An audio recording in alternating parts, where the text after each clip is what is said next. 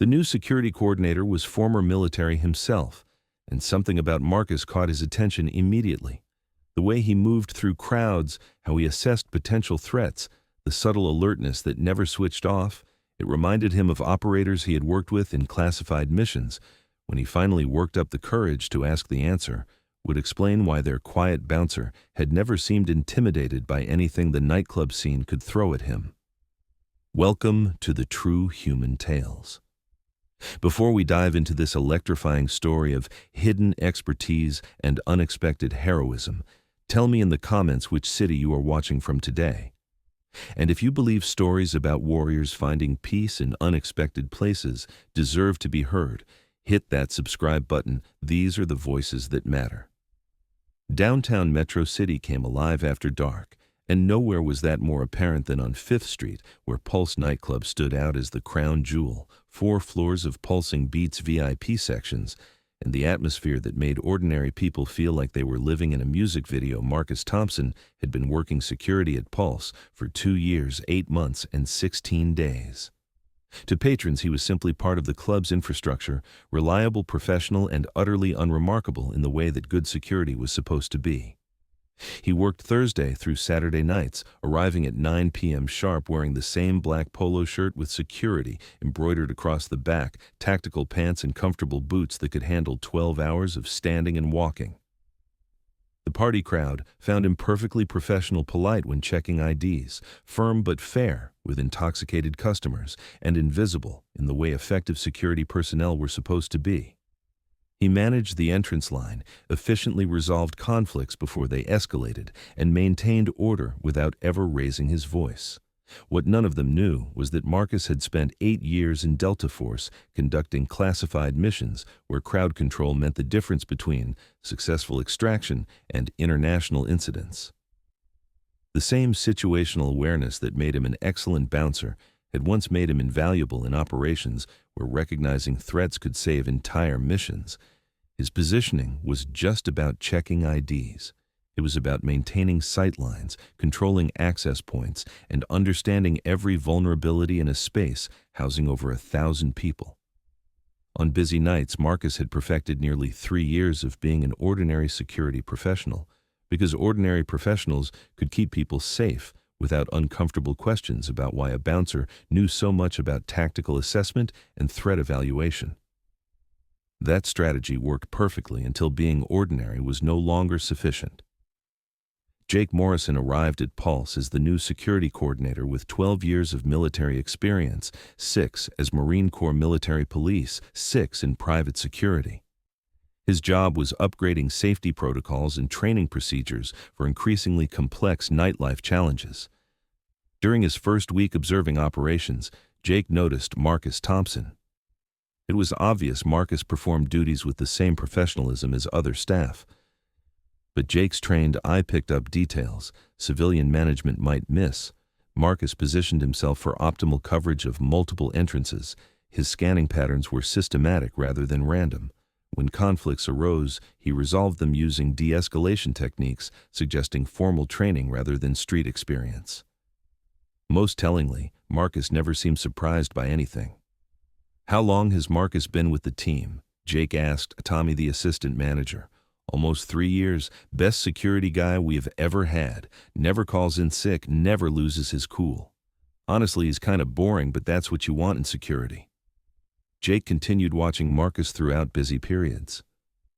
When a fight broke out near the second-floor bar, Marcus appeared within seconds, positioning himself between combatants with movements belonging to someone trained in close quarters. Combat. When suspicious individuals lingered near emergency exits, Marcus noticed and quietly alerted other personnel. But a small incident near closing time confirmed Jake's suspicions. A drunk customer fell downstairs, landing awkwardly and remaining motionless. While others called for medical assistance, Marcus immediately knelt beside the injured man and began rapid assessment that looked like battlefield triage. His hands moved with practiced efficiency, checking for spinal injuries, evaluating responsiveness, monitoring breathing. Don't move him until paramedics arrive. Marcus instructed, possible neck injury. Keep the area clear. Jake watched Marcus maintain scene control until EMTs arrived, providing concise, accurate reports.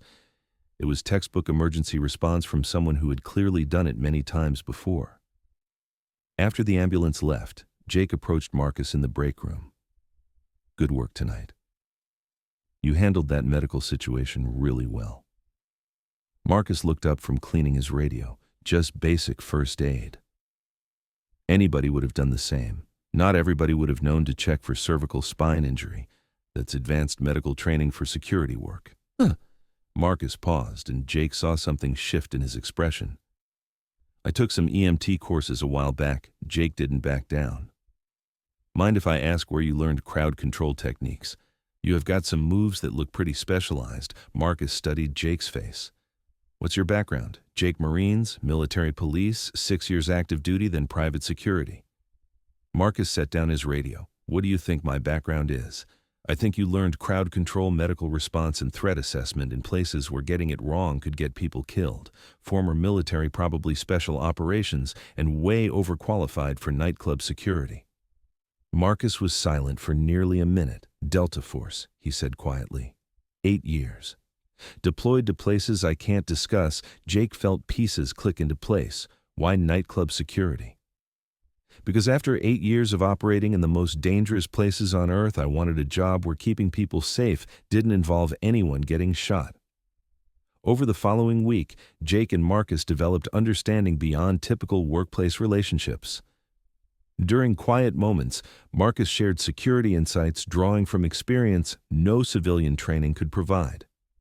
"The problem with most nightclub security is that it's reactive instead of proactive," Marcus explained while reviewing floor plans.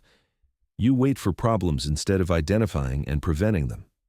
He pointed to potential bottlenecks that could create dangerous crowd conditions, exit routes that could be compromised during emergencies, and sightline obstructions, allowing threats to develop unobserved. In special operations, we call it threat modeling. You don't just respond to what happens, you anticipate what could happen and position yourself to prevent or control it. Jake took notes as Marcus outlined improvements drawing from tactical principles designed for far more dangerous environments than entertainment districts.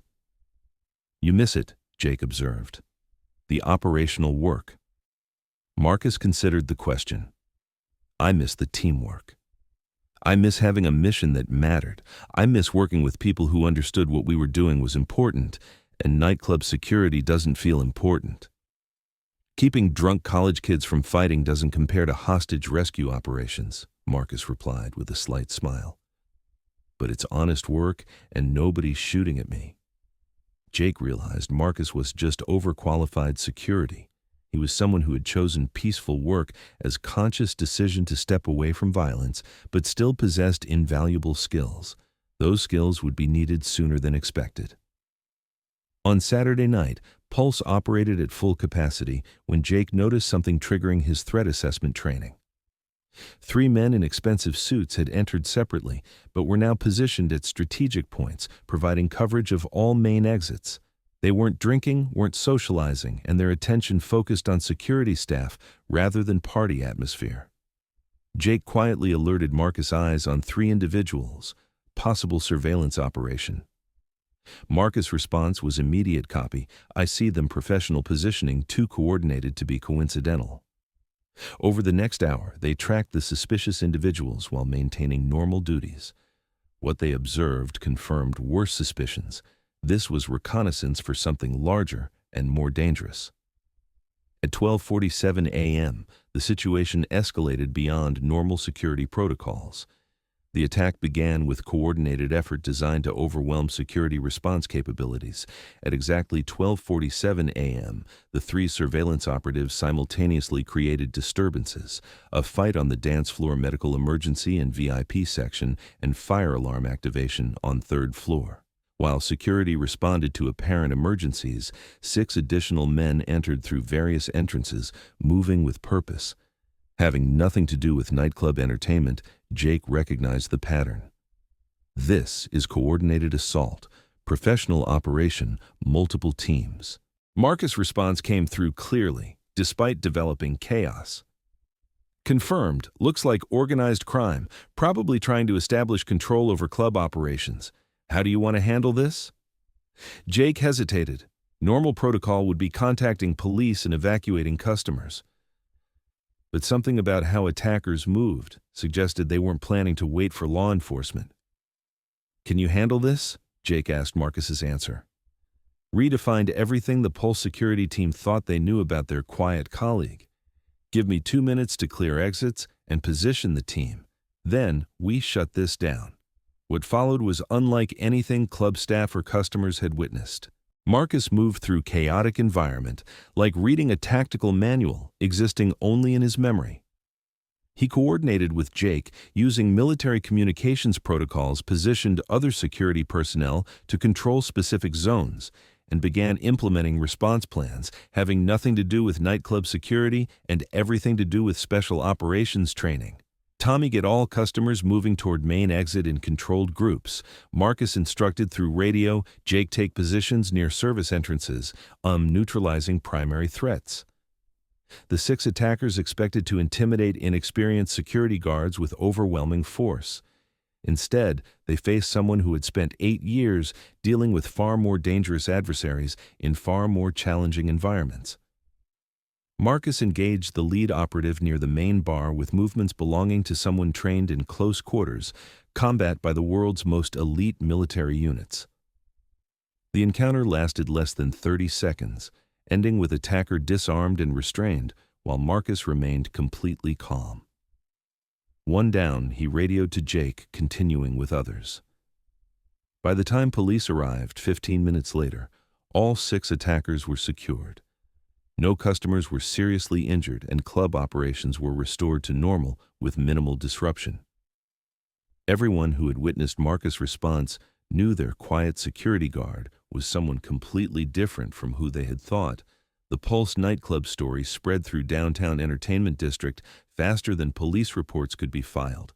By Monday morning, every venue owner and security professional in the area had heard about the bouncer who turned out to be Delta Force.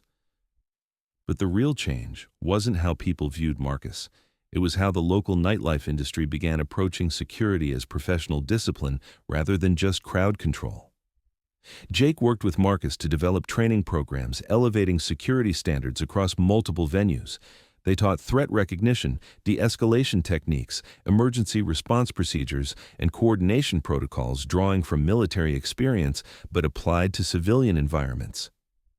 What Marcus taught us, Jake explained to venue owners during training, is that good security isn't about reacting to problems, it's about preventing them from developing. Marcus continued at Pulse, but now as head of security rather than just another bouncer. He implemented procedures, making the club safer without feeling like a fortress-trained staff to recognize and respond to potential threats, and served as consultant for other venues.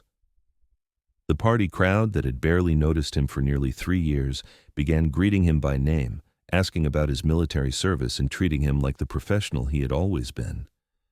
Mr. Thompson, one regular customer, said, "I wanted to thank you for what you did that night, but also for all the nights when nothing happened because you were here." Marcus smiled with genuine warmth. That's the job. The best security is the kind nobody notices because everything stays peaceful. Why security work after Delta Force? You could probably do anything. Marcus looked around the club, watching young people enjoying themselves safely, staff working together effectively, and an environment where entertainment and security coexisted naturally. Because after 8 years of fighting in wars, I wanted to spend some time protecting peace. Marcus continued in nightclub security, but everything about how the industry operated changed after the Pulse incident. He still worked Thursday through Saturday night, still maintained professional demeanor. But now, as a recognized expert whose insights were valued throughout the entertainment community, security professionals learned that effective protection required understanding both the people you are protecting and threats they might face, and that best training came from someone who had applied these principles in the most challenging environments possible. He taught us that security isn't about intimidation or force. Jake told other coordinators, it's about creating an environment where people can have fun safely and being prepared to handle anything that threatens that environment. Marcus had spent 8 years protecting people in war zones, then 3 years protecting them in entertainment venues. Both missions served the same essential purpose, ensuring people could live their lives without fear. He had traded combat gear for security uniforms, but never stopped being a guardian. He had just found a more peaceful way to serve and protect. The night of the attack, everyone at Pulse learned that heroes don't always announce themselves. Sometimes they spend years quietly doing essential work, keeping your world safe, asking for nothing more than opportunity to use their skills in service of something positive.